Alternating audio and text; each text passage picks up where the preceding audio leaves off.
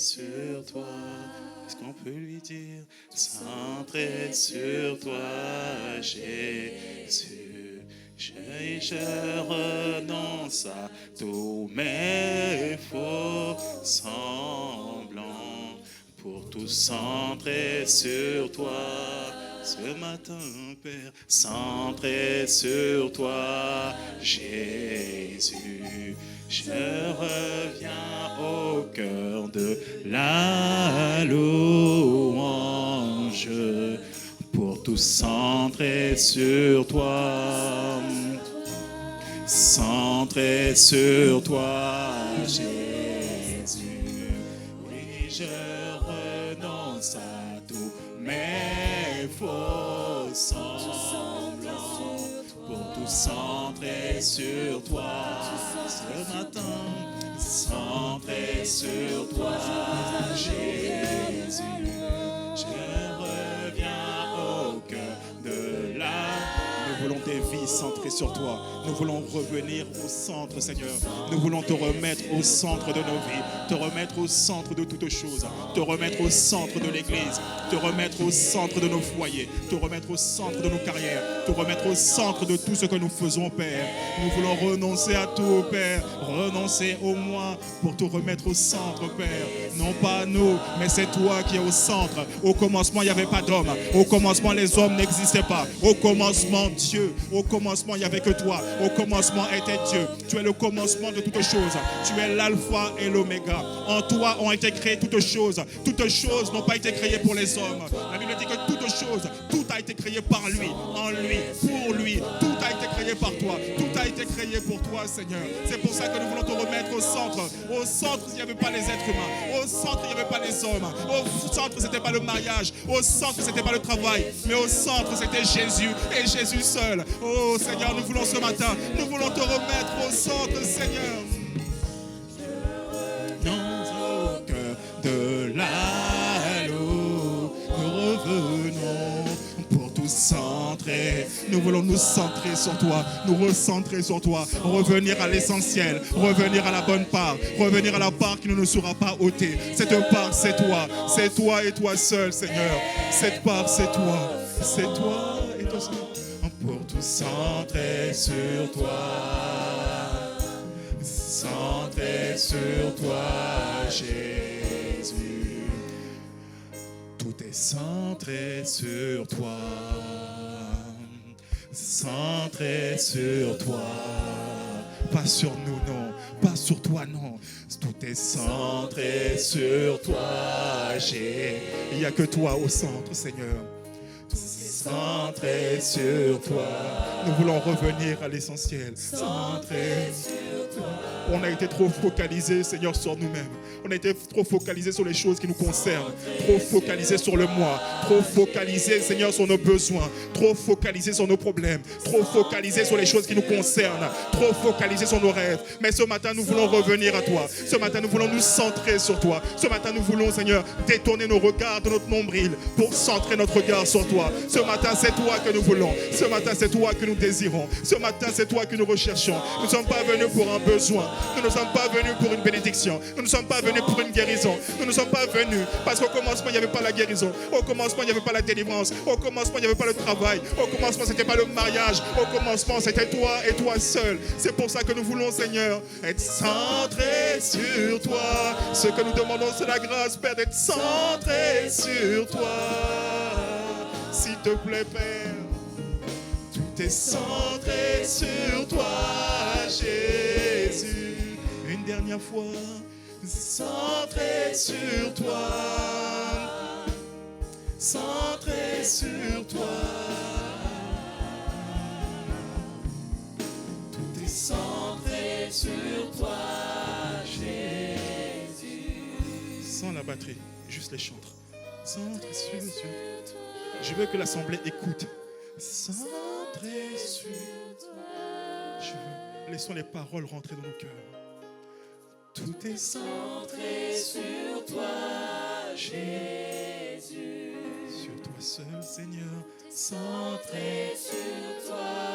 Non pas centré sur nos problèmes. Centré sur non pas centré sur nos besoins. Ce matin, nous voulons revenir à tes pieds pour tout centrer sur toi, Jésus. Centrer sur toi. Oh, c'est toi que nous voulons centrer sur toi. Tu es le plus grand besoin de tout être humain. Notre plus grand besoin, ce n'est pas le travail. Notre plus grand besoin, ce n'est pas la guérison. Notre plus grand besoin, ce n'est pas la délivrance. Notre plus grand besoin, c'est toi. C'est toi, c'est toi. Centré sur toi, c'est toi que nous voulons. Tout est centré sur toi, Jésus. Centré, centré sur toi. Centré sur toi. Tout est centré sur toi, Jésus. Centré sur toi. De Genèse jusqu'à Apocalypse. Centré, c'est toi qui es au centre de toutes choses.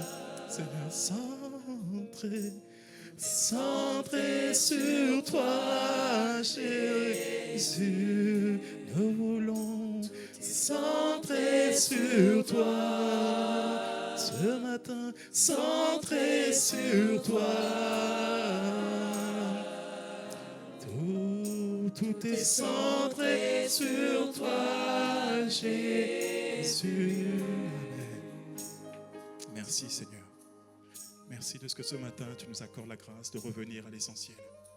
De ce que ce matin tu nous accordes la grâce, Seigneur, de choisir la bonne part, la part qui ne nous sera pas ôtée. Cette part, c'est toi et c'est toi seul. Nous te rendons grâce, Père, pour cela. Nous te rendons grâce, Père. Inspire les pensées de nos cœurs et les paroles qui vont sortir de nos bouches. Que ce temps te soit agréable. Nous te bénissons encore, Père, pour tout. Au nom de Jésus, nous avons prié. Amen. Amen. Amen. Amen.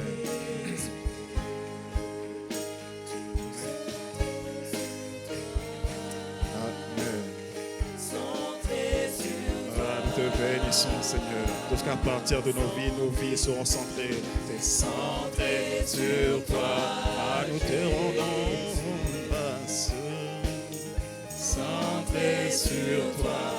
Amen. Merci, Seigneur. Merci. Merci pour toutes choses. Merci pour toutes choses, Père. Nous te rendons grâce pour nous. Au nom de Jésus.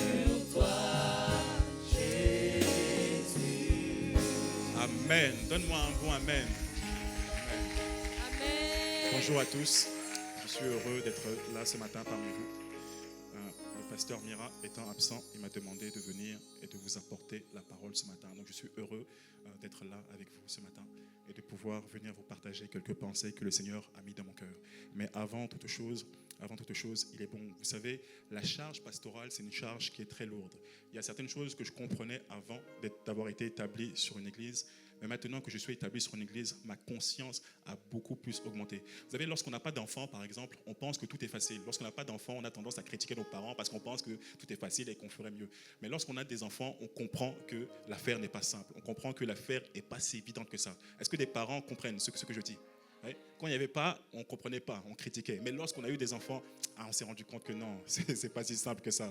Se réveiller la nuit, c'est pas si simple que ça.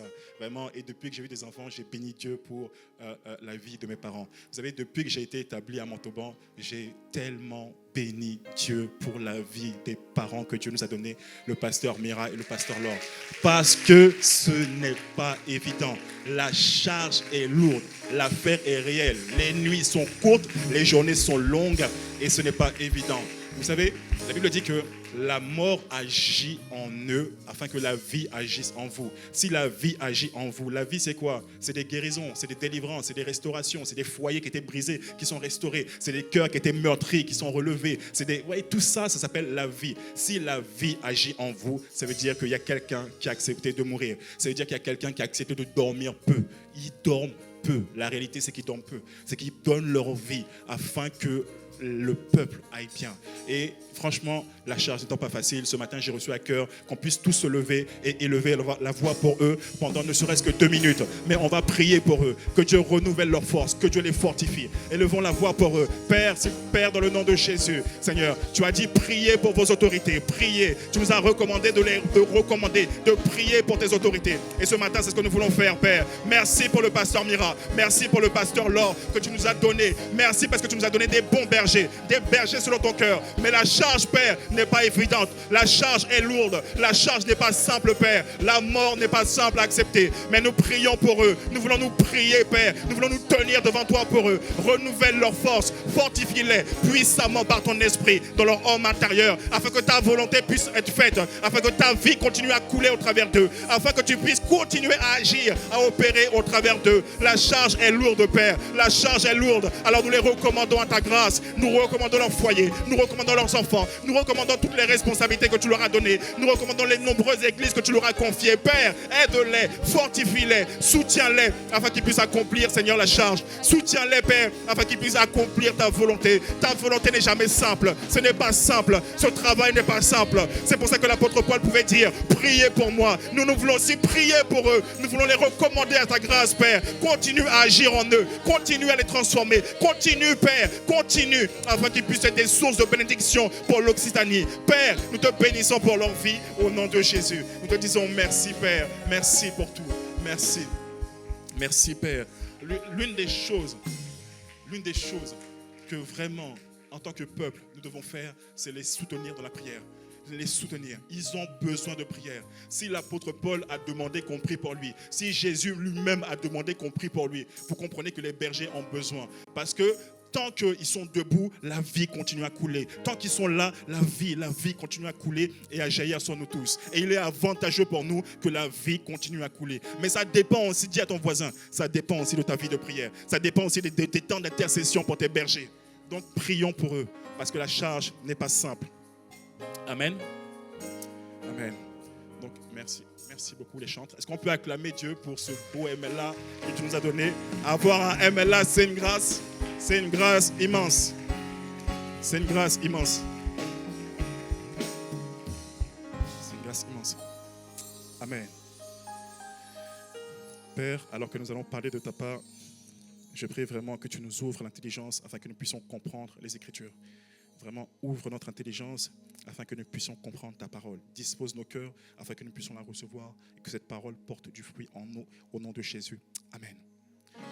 Ce matin, j'ai à cœur de vous partager un message. Je ne serai pas long ce matin, mais je suis plus en mode cœur à cœur plutôt qu'enseignement. Je n'avais pas forcément à cœur d'enseigner, mais j'avais à cœur de vraiment prendre un temps de cœur à cœur. Le titre de mon message, c'est « Remettons Christ au centre de nos vies ». Le titre de mon message, c'est vraiment ça.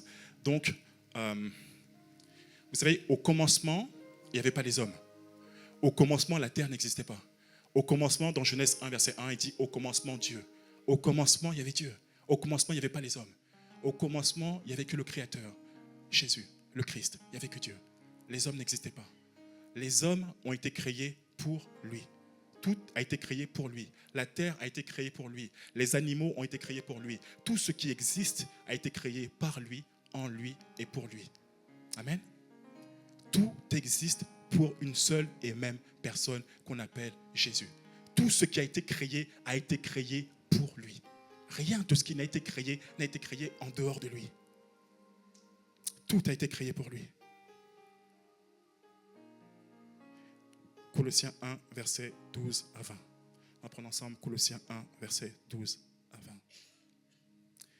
Il est écrit « Rendez grâce au Père, qui vous a rendu capable d'avoir part à l'héritage des saints dans la lumière, qui nous a délivrés de la puissance des ténèbres et transportés dans le royaume du Fils de son amour, en qui nous avons la rédemption et la rémission des péchés. Il est l'image du Dieu invisible, le premier-né de toute la création. Car en lui, dis avec moi, en lui, car en lui ont été créées toutes choses. Toutes choses. Tout a été créé en lui. Tout a été créé en lui.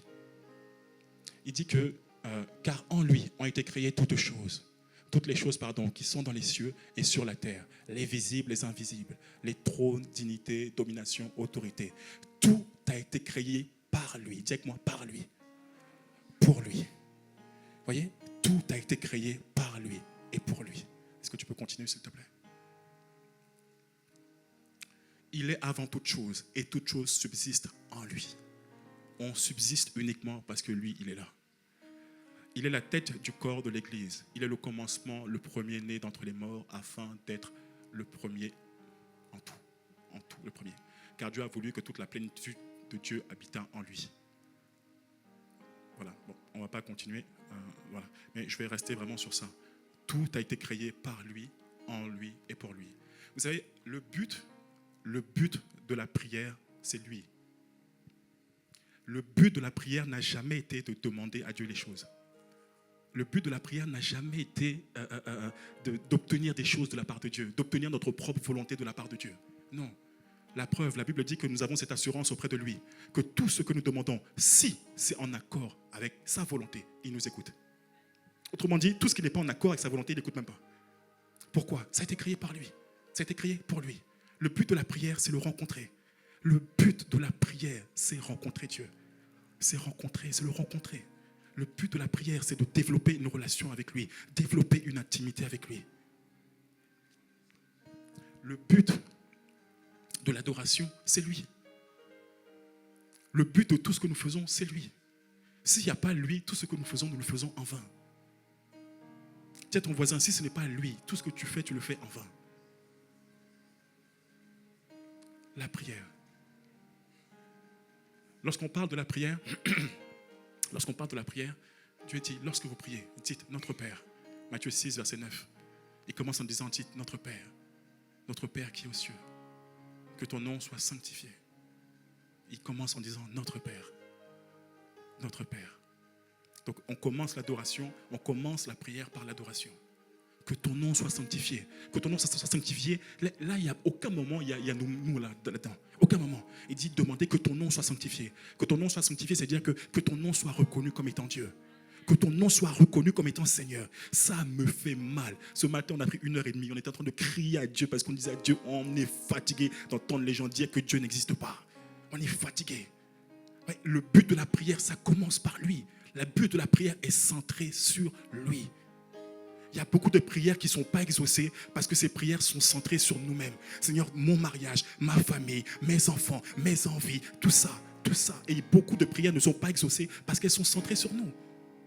Mais il ne dit pas ça. Il dit, lorsque vous priez, dites que mon nom soit sanctifié. Ça, là, c'est au moins tu prends 1 heure pour prier. Tu cries à Dieu, Père, que ton nom soit sanctifié. Que ton nom soit reconnu sur la terre comme étant Dieu. Que ton règne vienne. Là, on n'est même pas encore là. Que ton règne vienne. Que ta volonté soit faite sur la terre comme elle est faite aux cieux. On n'est pas là du tout. C'est le modèle que Jésus donne de la prière. C'est lui qui dit, c'est le maître, c'est celui qui a inventé la prière qui te dit, voici comment tu dois prier. On ne rentre pas dans la présence de Dieu, oh Seigneur, voici mes enfants. Oh Seigneur, je n'ai pas d'argent. Oh Seigneur, non. On commence par lui. Tout ce qui n'est pas centré sur lui, c'est quelque chose dans lequel Dieu ne prend pas plaisir. Dieu prend plaisir sur ce qui est centré sur lui-même. Dieu prend plaisir quand c'est centré sur lui. Et quand je suis venu, j'ai dit, on est venu, on était un petit groupe ce matin. On a dit, Seigneur, s'il te plaît, on est trop fatigué. Les gens nous disent qu'on va évangéliser. Les gens nous disent que Dieu n'existe pas. Ça nous fait mal. Pourquoi? Il est le créateur de tous les hommes. Il est celui qui a créé tous les hommes. Et certaines personnes pensent que Dieu n'existe pas. Je dis à Dieu, mais est-ce que tu es d'accord avec ça? Nous, on n'est pas d'accord avec ça. Ah, Montauban, s'il te plaît, Père. Il faut que le nom de Jésus soit connu. Mais on n'est pas dedans. On n'a pas dit à Dieu, moi non. On n'a jamais demandé à Dieu une grande église. On a dit à Dieu, s'il te plaît, fais en sorte que le nom de Jésus soit connu. Fais glorifier Jésus. Parce que tu as promis que lorsque l'Esprit sera venu, il allait glorifier Jésus. C'est toi qui as dit que la terre entière sera remplie de ta gloire. Alors Père, pourquoi la terre n'est pas remplie de ta gloire? Ce n'est pas centré sur nous. On n'a pas dit moi. On a dit à Dieu, pour l'amour de ton nom, Seigneur, pour l'amour de ton nom, glorifie Jésus. Que ton règne vienne, que ta volonté soit faite sur la terre comme elle est faite au ciel. Est-ce qu'on peut avoir la suite, s'il te plaît? Donne-nous aujourd'hui notre pain quotidien. C'est là seulement que vient notre pain quotidien. Mais ça n'a pas commencé avec donne-nous notre pain quotidien. Ça a commencé avec lui. Et si on regarde bien, il ne dit pas donne-moi mon pain quotidien. Mais il dit donne-nous. C'est-à-dire que tu dois aussi penser aux autres. Même si toi tu as à manger, mais pense aux autres. Seigneur, il y en a qui n'ont pas à manger dans le corps de Christ. Alors je demande, Seigneur, fais leur grâce. Ne les laisse pas comme ça. Il dit ensuite, pardonne-nous. Pardonne-nous nos offenses, comme nous aussi nous pardonnons à ceux qui nous ont offensés. Ne nous soumets pas à la tentation, mais délivre-nous du mal. Et continue, car c'est à toi qu'appartiennent, dans tous les siècles, le règne, la puissance et la gloire. Amen. Mais à aucun moment, c'est centré sur nous. À aucun moment. Ce matin, ce que j'ai à cœur de vous partager, tout a été créé par lui, pour lui et en lui. De Genèse jusqu'à Apocalypse. La Bible ne parle pas des prophètes. La Bible ne parle pas, la caméra du ciel n'est pas sur les prophètes. La caméra du ciel n'est pas sur les Moïse, gloire à Dieu pour les Moïse, pour les Abraham, les Ésaü, les Isaac, tout ça là, gloire à Dieu pour eux. Mais celui qui est au centre de tout, c'est Jésus. Si vous regardez Jésus, il dit dans le rouleau, il est question de moi. Toute la Bible, de Genèse jusqu'à Apocalypse, de Genèse 1 jusqu'au dernier livre d'Apocalypse, tout parle de Jésus. Ça n'a jamais parlé de quelqu'un d'autre. C'est Jésus qui était au centre. Dieu a utilisé des hommes, oui, mais pour mettre la caméra sur Jésus. Dieu a utilisé des hommes, oui, mais pour annoncer ce que Jésus allait faire, pour annoncer ce qui allait se passer. Oui, mais au centre, c'est Jésus, toujours. Ça a toujours été Jésus. Et Jésus seul. Jésus seul. Quiconque veut avancer avec Dieu, on ne peut pas avancer avec Dieu en regardant son nombril, le moi. Ce qui s'oppose à ce que la vie de Dieu se manifeste, c'est le moi. Dans Galates 2, verset 20, il dit, Galates 2, verset 20, il dit, j'ai été crucifié avec Christ. Si je vis, ce n'est plus moi qui vis, c'est Christ. Le moi dont il fait question là, c'est l'ego, moi, mon foyer, ma famille, mes enfants, moi. Christ ne peut pas se manifester tant qu'il y a le moi. Tant qu'il y a le moi, il ne peut pas se manifester. Tant qu'il y a le moi. Anne a fait cette erreur-là. Anne voulait un enfant. Anne pleurait pour un enfant. Anne gémissait pour un enfant. Elle n'a rien eu. Le jour où elle a dit à Dieu, si tu me donnes un enfant, je te le donnerai, je te le consacrerai. Ce jour-là, elle a été exaucée. Pourquoi? La prière n'était plus centrée sur elle. La prière était centrée sur Dieu. La prière n'était plus centrée sur elle. Elle était centrée sur un besoin de Dieu. Elle était plus centrée sur ses propres besoins. Elle était centrée sur les besoins de Dieu. J'ai vu beaucoup de gens veulent se lancer dans l'entrepreneuriat, mais ils sont centrés sur eux-mêmes. Ça ne marchera pas. Dieu n'accompagne pas les gens qui sont centrés sur eux-mêmes. Dieu accompagne les gens. Tu veux lancer une entreprise demain, va devant Dieu, crie à Dieu. Père, quels sont tes besoins dans la francophonie? Quels sont tes besoins? Quels sont tes rêves? Quelles sont tes envies? Qu'est-ce que tu veux? Qu'est-ce que tu vois toi quand tu vois la francophonie? Qu'est-ce que tu vois? On demande à Dieu ses besoins. On demande à Dieu, mais quelle est ta volonté? Qu'est-ce que tu dis pour le pays? Qu'est-ce que tu dis?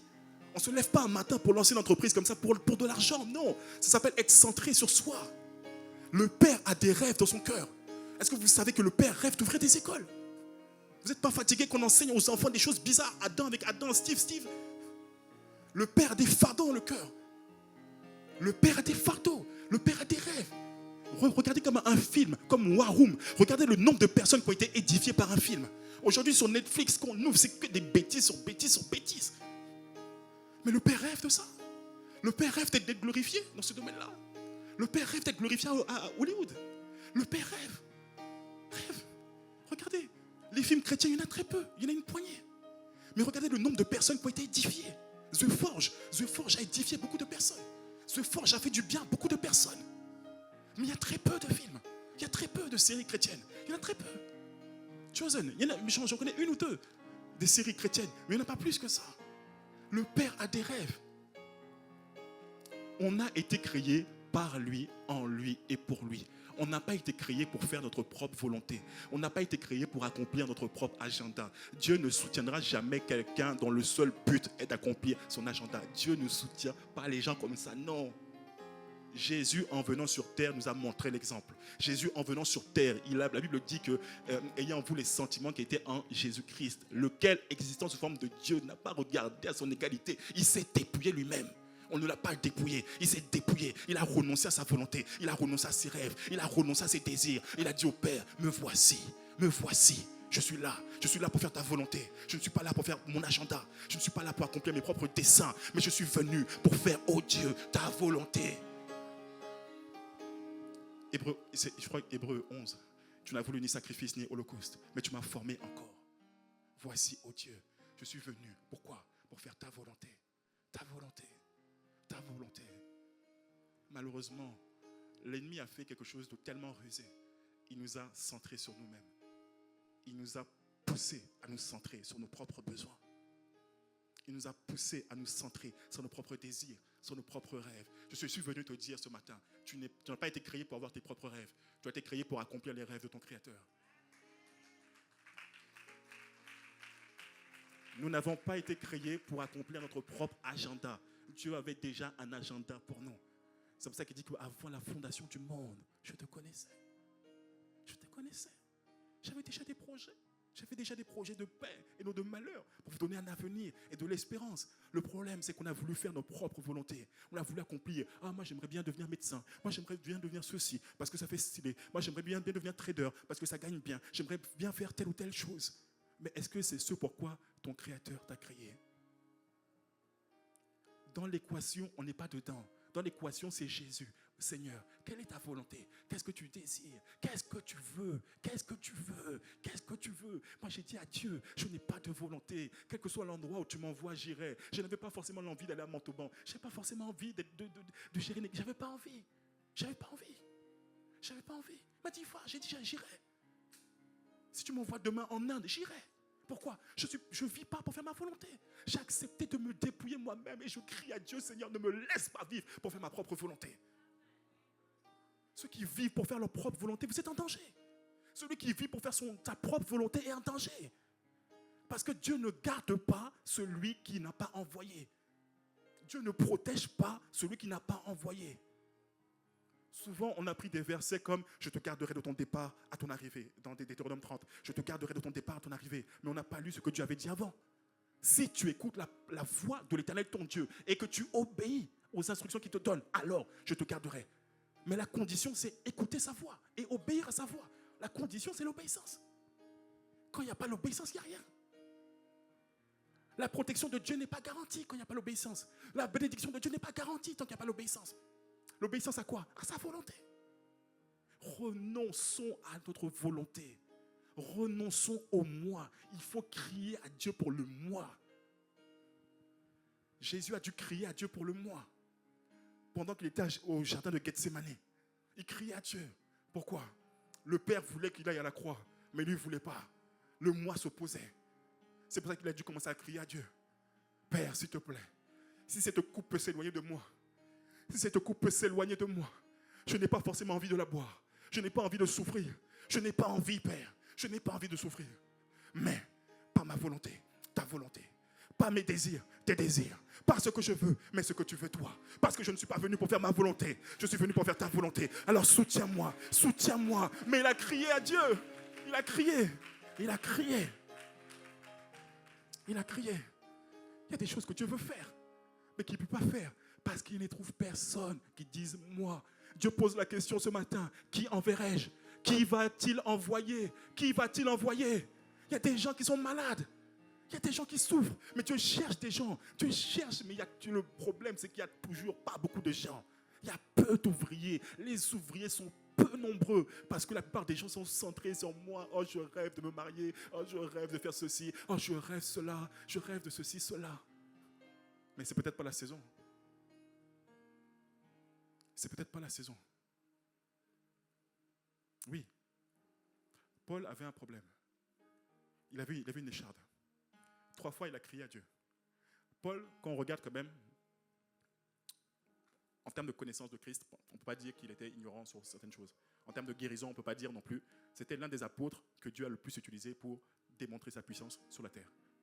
Il a ressuscité des morts, il a guéri des malades, il a fait énormément de choses. Mais Paul était malade. Paul avait une écharpe dans la chair. Et il a crié à Dieu 3 fois. Dieu ne l'a pas guéri. Voilà. Pourquoi? Ce n'était pas sa volonté. Parce que Dieu voulait enseigner quelque chose à Paul. Il voulait enseigner l'humilité.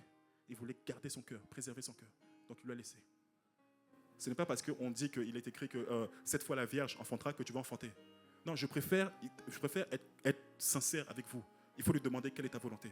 Ce n'est pas parce qu'on prie que tu te maries que tu vas forcément te marier. Je préfère non, en fait, il faut être vrai. Il faut enseigner les vraies choses. Il faut lui demander quelle est ta volonté. C'est peut-être pas la saison. C'est peut-être pas son désir pour l'instant. C'est peut-être pas sa priorité pour le moment. Que tu l'acceptes ou pas. C'est pour ça que la Bible dit que si nous demandons quelque chose qui est conforme à sa volonté, il écoute. Mais il faut lui demander d'abord quelle est ta volonté. Qu'est-ce que tu dis pour telle ou telle situation? Qu'est-ce que tu dis? Qu'est-ce que tu dis? Quelle est ta volonté? Quel est ton désir? Qu'est-ce que tu veux? Qu'est-ce que tu veux? Des fois, on est comme Jonas. Dieu nous dit va à gauche, on dit on va aller à droite. Dieu nous dit fais ceci, on dit non. Et après, on lance des projets, on dit à Dieu bénis. Dieu ne bénit pas. Dieu ne bénit pas. Si vous lisez Deutéronome 30, si vous allez voir ça, Dieu ne bénit pas un projet qu'il n'a pas lui-même initié. Il n'est pas là pour ça. Dieu nous a créés pour qu'on accomplisse des bonnes œuvres. Soit on décide de se consacrer à l'accomplissement de ces bonnes œuvres, soit on décide de faire notre propre volonté. Mais un jour, quand même, on devra passer devant le tribunal pour rendre des comptes. Je t'avais appelé à faire ceci. Je t'avais appelé à faire cela. Qu'est-ce que toi tu as fait? Qu'est-ce que tu as fait? Je t'avais donné tant d'années sur la terre. Qu'est-ce que tu as fait du temps que je t'avais donné? Qu'est-ce que tu as fait de ce temps-là? Le plus important, ce n'est pas de suivre notre propre agenda. Le plus important, c'est de suivre son agenda. De le chercher, de lui demander, Seigneur, quelle est ta volonté? Est-ce que c'est ta volonté que je voyage? Est-ce que c'est ta volonté? Non. Si ce n'est pas sa volonté, non. Non. Je ne voyage pas tant que je n'ai pas entendu. Tant que je n'ai pas entendu. Tant que je n'ai pas entendu le go, je ne voyage pas. Je voulais aller en Israël. J'ai toujours rêvé d'aller en Israël pour aller étudier un peu. Au moment où je demande à Dieu, Père, je souhaite aller en Israël, je souhaite voir un peu et connaître un peu plus la culture hébraïque. Je l'étudie beaucoup, mais je voudrais connaître un peu plus. Et je prie, je te demande, toi tu dis quoi? Est-ce que tu es d'accord pour que je parte ou pas? J'entends, non, tu pars pas. Je dis, ok, je reste. Quelques temps après, c'est là où l'Iran, Israël ont commencé à faire la guerre. Des gens qui étaient partis avant moi sont restés bloqués là-bas. J'ai dit à Dieu, merci.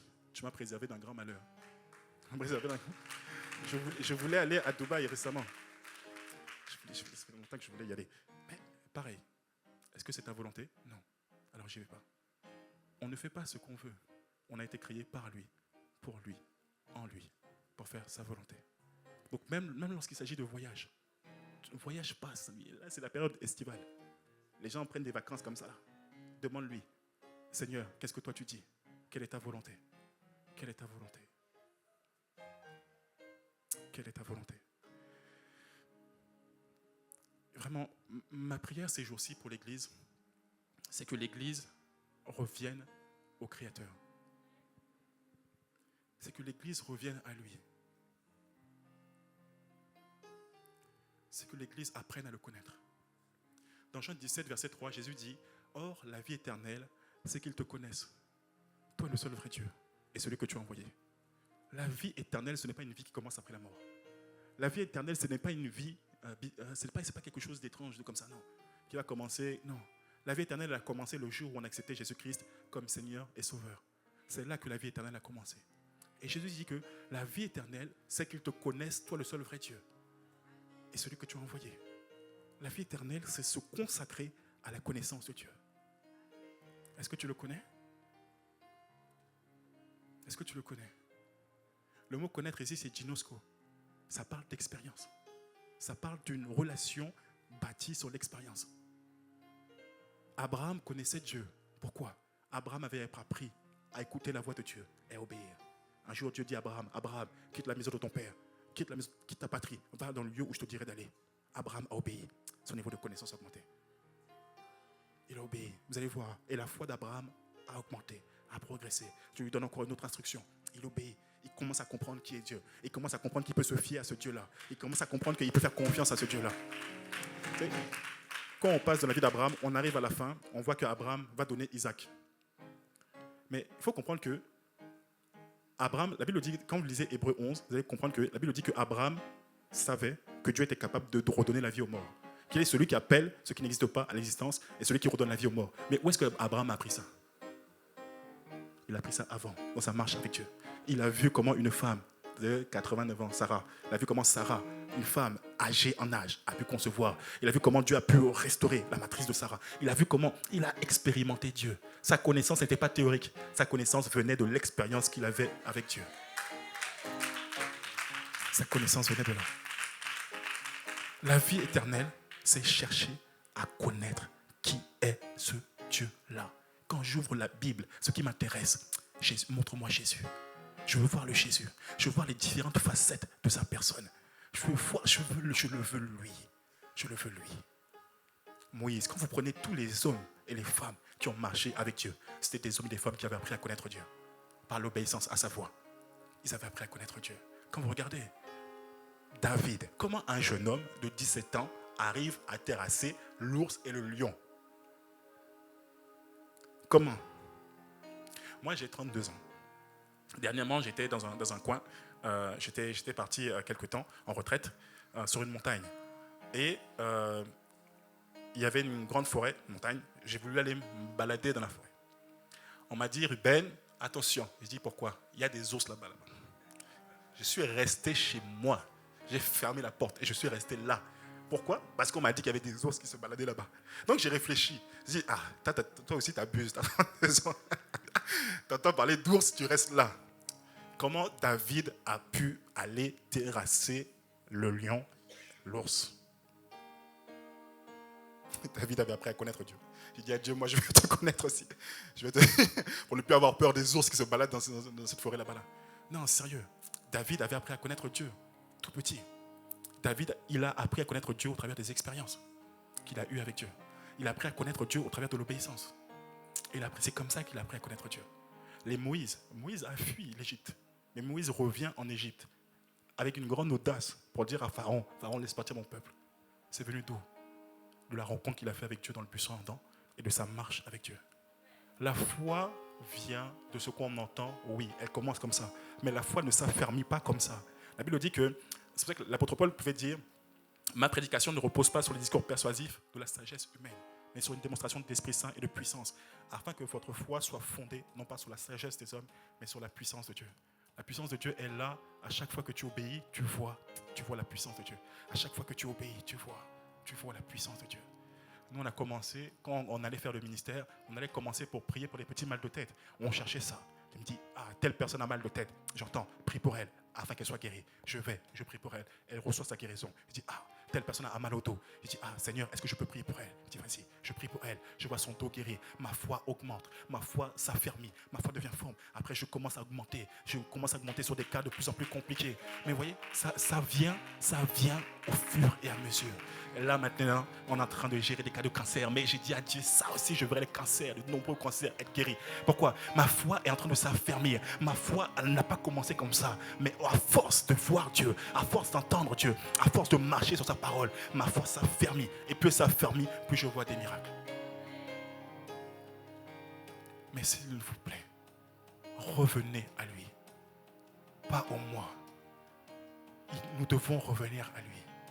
Pas nos projets. Il faut renoncer. Renonçons à nos plans de carrière. Renonçons à nos ambitions personnelles.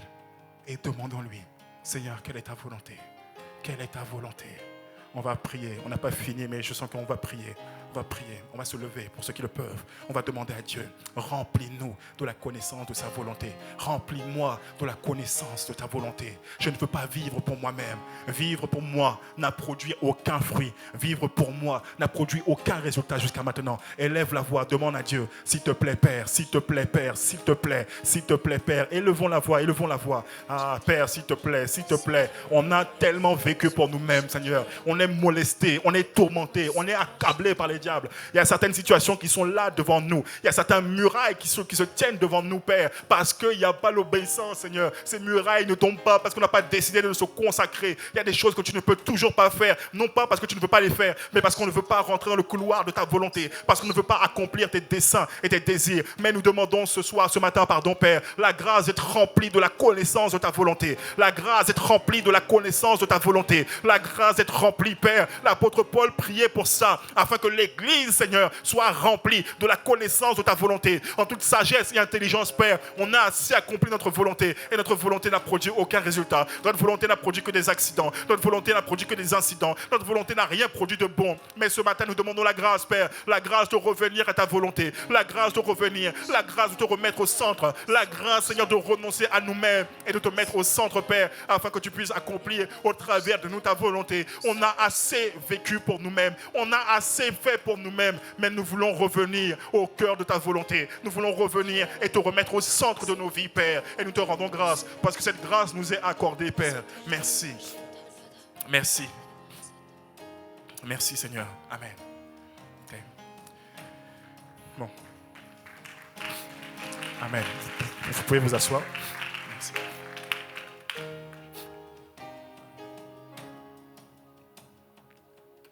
Ok. On va revenir. Je vous ai dit que tout est centré sur Jésus. Tout est centré sur Jésus. Il faut revenir aux fondamentaux. Avec l'église de Montauban, on a pris le temps de revenir, de remettre en place les bases, les fondamentaux de l'évangile. D'accord ? L'évangile, on va prendre ensemble 1 Corinthiens 15 à partir du verset 1, s'il te plaît.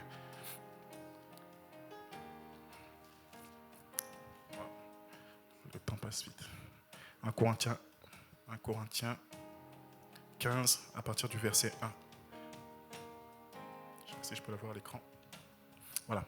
Je vous rappelle, frères, l'évangile que je vous ai annoncé. Dis avec moi, annoncé. Que vous avez reçu. Dis avec moi, reçu. Dans lequel vous avez persévéré. Dis avec moi, persévéré. Par lequel vous êtes sauvés. Dis avec moi, sauvés. Regardez maintenant la condition qu'il met. Si vous le retenez tel que je vous ai annoncé, autrement vous aurez cru en vain. L'évangile, c'est ce qui nous a permis d'avoir la nouvelle naissance. On a entendu la parole de Dieu, on l'a reçue dans nos cœurs, et cette parole nous a donné le pouvoir de devenir enfants de Dieu. Jean 1, verset 12, à tous ceux qui l'ont reçu, qui ont reçu quoi ? La parole de l'évangile, la parole leur a donné le pouvoir de devenir enfants de Dieu, lesquels sont nés, ni de la chair, ni du sang, ni de la volonté de l'homme, mais sont nés de Dieu. Pourquoi ? Parce qu'on a entendu l'évangile. Maintenant, la Bible précise quelque chose qui est important. Est-ce que tu peux revenir un peu en arrière dans 1 Corinthiens 15, verset 1 ? Il dit, dans lequel vous avez persévéré. Ce mot est vraiment important. Parce que cette affaire-là, il faut persévérer dans ça. Maintenant, au verset 3, il va expliquer ce que c'est que l'évangile. Est-ce qu'on peut aller au verset 3 ? Je vous ai enseigné avant tout, comme je l'avais aussi reçu, que Christ est mort pour nos péchés selon les Écritures. On s'arrête juste ici, s'il te plaît. Christ est mort pour nos péchés selon les Écritures. La plupart des défis auxquels nous sommes confrontés viennent de notre manque de connaissance de qui est Christ. On n'a pas compris. Celui qui comprend cette notion-là, il faut savoir, pour comprendre ce dont il parle, il faut revenir à Genèse. Genèse 1, Dieu crée tout. Genèse 1, Genèse Dieu crée le ciel, Dieu crée la terre, Dieu crée les hommes, Dieu crée tout. Tout est parfait, il n'y a aucun problème. Genèse 3, Adam va pécher. Et lorsque Adam va pécher, Adam va faire rentrer sur la terre une entité qu'on appelle la mort. Et tous les problèmes de l'humanité sont venus de là. Les problèmes conjugaux sont venus à partir de Genèse 3. Genèse 2, il n'y avait pas ça. Les maladies sont venues à partir de Genèse 3. Les oppressions sont venues à partir de Genèse 3. C'est là qu'ils ont connu la honte, c'est là qu'ils ont connu la peur, c'est après ça que Caïn a tué son frère, c'est après ça qu'il y a eu tous les problèmes de l'humanité sont venus après la chute de Adam lorsque le péché est rentré dans le monde. D'accord ? Maintenant, la Bible dit que l'évangile, dans l'évangile, il y a 4 piliers. Le premier pilier, c'est Christ est mort pour nos péchés selon ou encore conformément aux Écritures. Quand Jésus-Christ est mort au péché, Jésus-Christ a réglé tous les problèmes du péché. Celui qui est malade, tu dois aller contempler cette facette de Dieu-là. Parce que c'est ça qui a réglé le problème du péché. C'est sa mort qui a réglé les problèmes du péché. Quand Jésus-Christ est mort, on est mort avec lui au même moment. On est mort au péché. Celui qui est encore esclave d'un péché quelconque, c'est parce qu'il n'a pas compris cette partie de l'évangile-là. La mort de Jésus nous a apporté la délivrance de tout péché. Parce que celui qui est mort au péché ne pêche plus. Quelqu'un qui était alcoolique de son vivant, le jour où il meurt, même si tu lui présentes une bouteille d'alcool, ça ne fera rien. Pourquoi ? Il est mort. Quelqu'un qui était esclave de la pornographie de son vivant, si tu mets un film devant lui, il est mort. Il ne fera rien. Pourquoi? Il est mort. Quelqu'un qui est mort ne peut pas être esclave. Celui qui est mort ne peut pas être esclave. Donc, l'apôtre Paul nous insiste. L'affaire de l'évangile, là, il faut persévérer pour comprendre ça. Il faut chercher à comprendre cette facette de Christ-là qu'on appelle sa mort. Ensuite, au verset 4, il dit qu'il a été enseveli. Qu'il a été enseveli. Qu'il est ressuscité le 3e jour selon les Écritures. L'ensevelissement, il faut prendre le temps aussi de comprendre de quoi on parle lorsqu'on parle de l'ensevelissement. Mais ça encore, c'est différentes facettes de Christ. Vous savez, avant de commencer à chercher des sujets compliqués, avant de commencer à vouloir aller lire Apocalypse, de lire des livres compliqués, il faut commencer par les fondements, les ABC de l'Évangile. Les ABC de l'Évangile, c'est ça. 1, Christ est mort pour nos péchés selon les Écritures. 2, il a été enseveli. 3, il est ressuscité. 4e pilier, c'est qu'il est apparu. Ces 4 choses-là, c'est les 4 choses sur lesquelles, c'est les 4 points de départ sur lesquels il faut se concentrer. La vie chrétienne a commencé par là. Il n'y aurait pas de vie chrétienne sans la croix. C'est à la croix que la vie chrétienne a commencé. C'est la croix. C'est la mort de Jésus-Christ à la croix que la vie a commencé. Le point de départ, c'est la croix. Celui qui ne comprend pas la croix aura du mal à marcher avec Dieu, aura du mal à vivre certaines promesses de Dieu. La première facette de Christ qu'il faut chercher à comprendre, c'est celle-ci. Il est mort selon les Écritures. Christ, c'est qui ce Christ-là? Et qu'est-ce que ça veut dire qu'il est mort selon les Écritures? Ensuite, il parle de son ensevelissement. Qu'est-ce que ça veut dire? Ça, il faut prendre le temps d'étudier ça. Il faut prendre le temps de s'asseoir avec la Bible pour aller étudier ça. Seigneur, qu'est-ce que tu veux dire par là? Tu as été enseveli. Mais qu'est-ce que ça m'apporte, moi, dans ma vie, le fait que tu as été enseveli? Ensuite, sa résurrection. Sa résurrection. Il faut comprendre ça, sa résurrection. Si vous comprenez sa résurrection, vous comprenez que celui qui est né de Dieu ne peut pas pécher. L'esprit qui est né de Dieu ne peut pas pécher. Littéralement, il est incapable de pécher. 1 Jean 2, je crois. 1 Jean 2, je ne sais plus le verset, mais c'est dans 1 Jean 2. Celui qui est né de Dieu ne pratique pas le péché parce que sa nature, c'est la sainteté. Et il ne peut pas pécher. Je n'aurai pas le temps d'enseigner là-dessus. Nous, on a passé des mois et des mois là-dessus. Mais si vous voulez marcher avec Dieu, se recentrer sur Dieu, c'est se recentrer sur la personne de Christ. Christ, c'est celui qui est au centre de la Bible. Et je vous recommande de commencer par ces 4 piliers-là. Comprendre la mort de Christ. Qu'est-ce que la mort de Christ a apporté à ma vie? Comprendre son ensevelissement. Comprendre sa résurrection. Et comprendre ce qu'il entend par « il est apparu ». Celui qui comprend la mort ne sera plus jamais esclave de plus péché. Celui qui comprend sa résurrection, les merveilles qu'il y a dans sa résurrection sont juste incroyables. Nous sommes devenus participants. Vous savez, souvent j'entends les gens prier « Seigneur, accorde-moi la grâce ». Surtout souvent j'entends les gens prier « Seigneur, je voudrais être patient, augmente ma passion. Rends-moi patient afin que je puisse être patient comme toi. » Mais ça n'a aucun sens. Ça, c'est parce qu'on n'a pas compris la résurrection, compris comme ça. Lorsque Christ est ressuscité, on est ressuscité avec lui. Nous sommes devenus participants de la nature divine. Participants. Jésus est la tête, nous sommes le corps. Le même sang qui coule dans la tête, c'est le même sang qui coule dans le corps. Il n'y a pas 2 sangs différents. C'est le même. C'est le même. La même vie qui parcourt la tête, c'est la même vie qui parcourt dans le corps. Si vous trouvez un sang dans la tête différent de celui qu'il y a dans le corps, c'est que c'est bizarre. C'est pas normal. Donc, celui qui est en Christ est devenu participant de la nature divine. Ça veut dire que le même amour qui coule dans le Père coule en nous. La même sainteté. C'est pour ça qu'on ne prie pas pour devenir saint. Tu es déjà saint. Tu es aussi saint que Jésus. Jésus n'est pas plus saint que toi et tu n'es pas moins saint que Jésus. Oui, je vois, c'est ça là que vous n'avez pas compris la résurrection. Non, sérieusement. Le même, on est un. Il est la tête, nous sommes le corps. Il est la tête et nous sommes le corps. Dis à ton voisin, il est la tête et nous sommes le corps. Maintenant, comment... Est-ce que vous imaginez? La tête est blanche, le corps est noir. C'est bizarre, ça n'a aucun sens. Non, parce que il est venu habiter, c'est pour ça que la Bible dit que celui qui s'attache au Seigneur est avec lui un seul et même esprit. On a fusionné, gaméo, le mystère du mariage. On n'aura pas le temps d'aller ici parce que le temps est presque fini. Mais il y aurait tellement de choses à dire.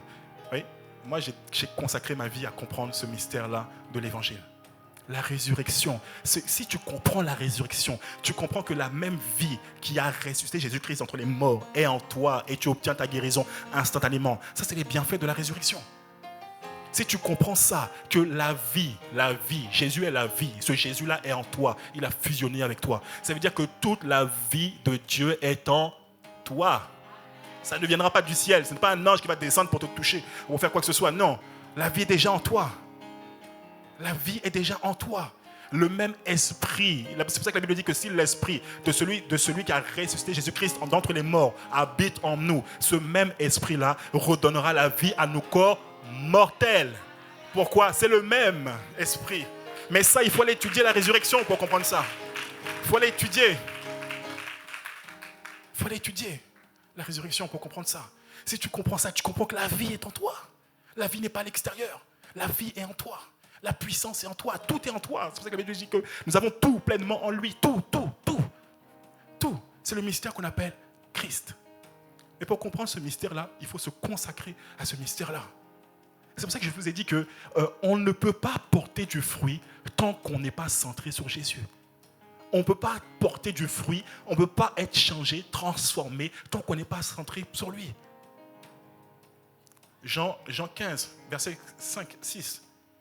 Il dit que celui qui demeure en moi et en qui je demeure porte beaucoup de fruits. Car sans moi, vous ne pouvez rien faire. Donc celui qui demeure en lui, celui qui apprend, celui qui demeure, celui qui médite, qui passe son temps à s'exposer à la parole, celui-là, il finira par porter beaucoup de fruits.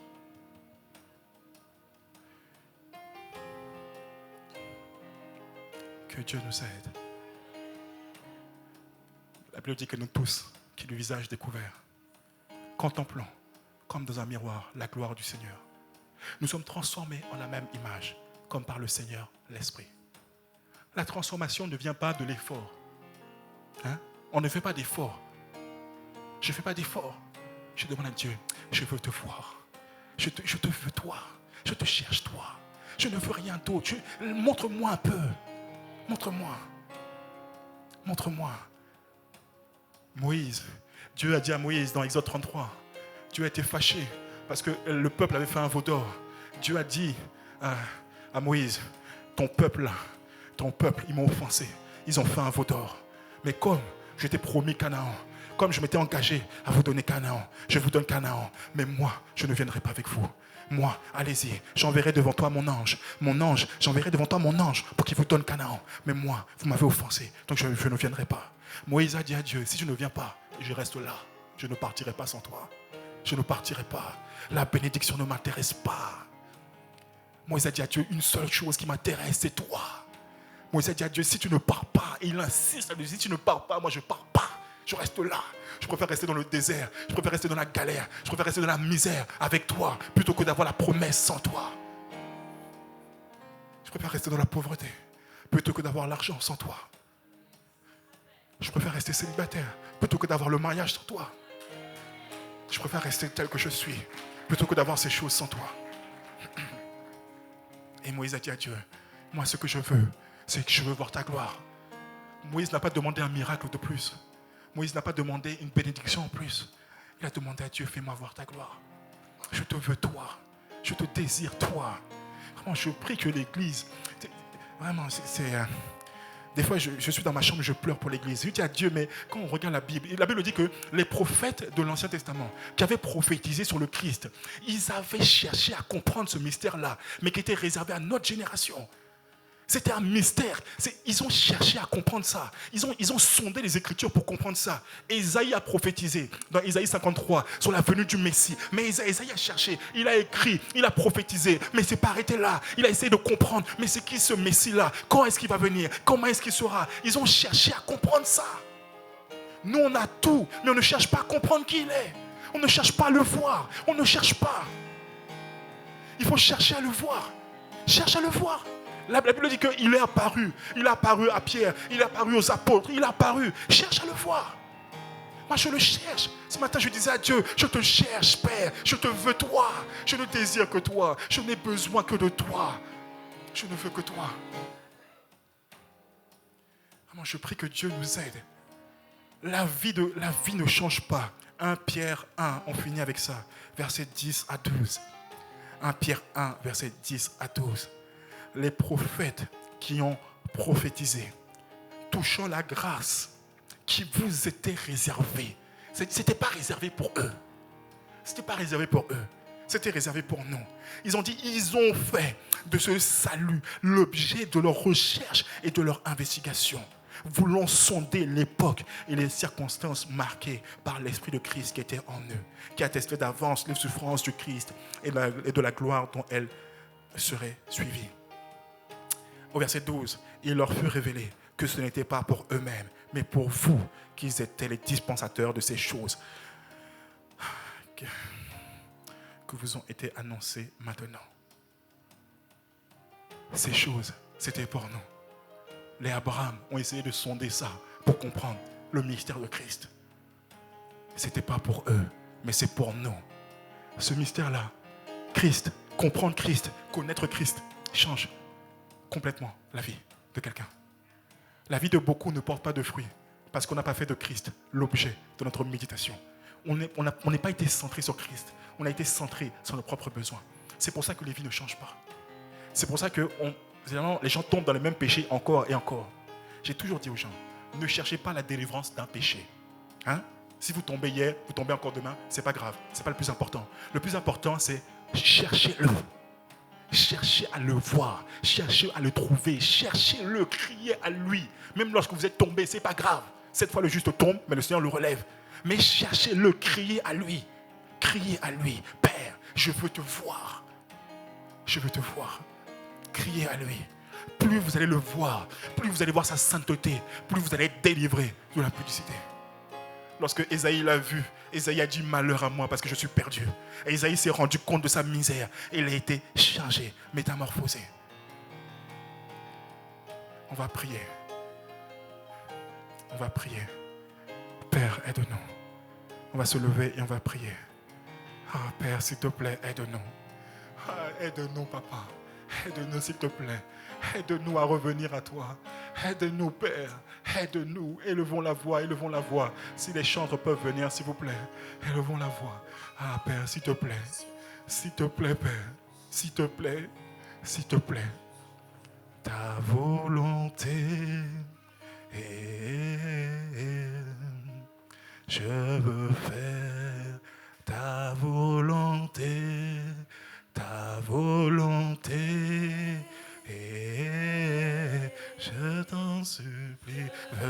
Je t'en supplie, Père, ta volonté. Ramène-nous à toi, s'il te plaît. Ta volonté, Seigneur, c'est qu'on te cherche.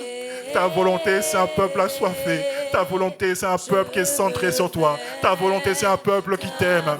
Ta volonté, c'est un peuple qui te veut. Ta volonté, c'est un peuple qui te désire. Père, s'il te plaît, Père. S'il te plaît, Papa. S'il te plaît, aide-nous, Père. Aide-nous à te désirer. Aide-nous à avoir soif de toi. Aide-nous à te rechercher. Aide-nous, Père. Aide-nous, Papa. S'il te plaît, Père. S'il te plaît, Père. S'il te plaît. S'il te plaît, Père. S'il te plaît, Père. Ne nous laisse pas être des maisons bâties sur le sable. Ne nous laisse pas être des maisons bâties sur le sable, Père. S'il te plaît, accorde-nous la grâce d'être bâtis sur Christ, Père. Accorde-nous la grâce d'être bâtis sur Christ, Père. Tu as dit à l'apôtre Pierre, je bâtirai mon église sur Christ. Je bâtirai mon église. Et les portes du séjour des morts ne prévaudront point contre cette église. Aide-nous, Père. Aide-nous, s'il te plaît. Aide-nous, Père. Aide-nous, Père. Ramène nos cœurs à toi. Ramène nos cœurs à toi, Père. Ramène nos cœurs. Ne nous laisse pas égocentriques, Père. Ne nous laisse pas centrer sur nous-mêmes. Ne nous laisse pas centrer sur le moi. Mais s'il te plaît, Père. S'il te plaît, Papa. S'il te plaît, Père. S'il te plaît. Aide-nous, Papa. Aide ton église, Père, à revenir à toi. Aide-nous à revenir à toi, Père. Aide-nous, Papa. Aide-nous, Père. Aide-nous, je t'en supplie. À l'aide. Aide-nous, Père. Aide-nous, Seigneur. Au commencement, c'est écrit.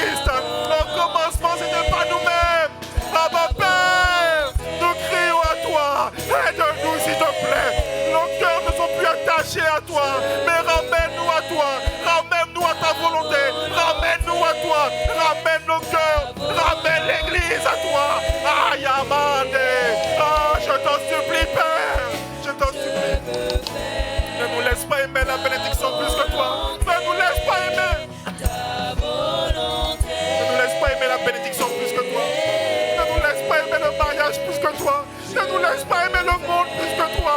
Ne nous laisse pas aimer le monde plus que toi, Père. ta volonté. Je t'en supplie, Abba Père, nous nous humilions ce matin. Nous nous demandons la grâce d'avoir des cœurs centrés sur toi.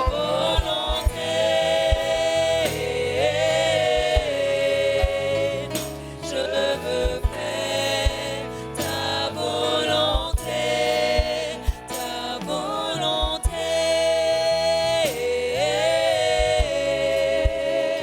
Je veux faire ta volonté, ta volonté.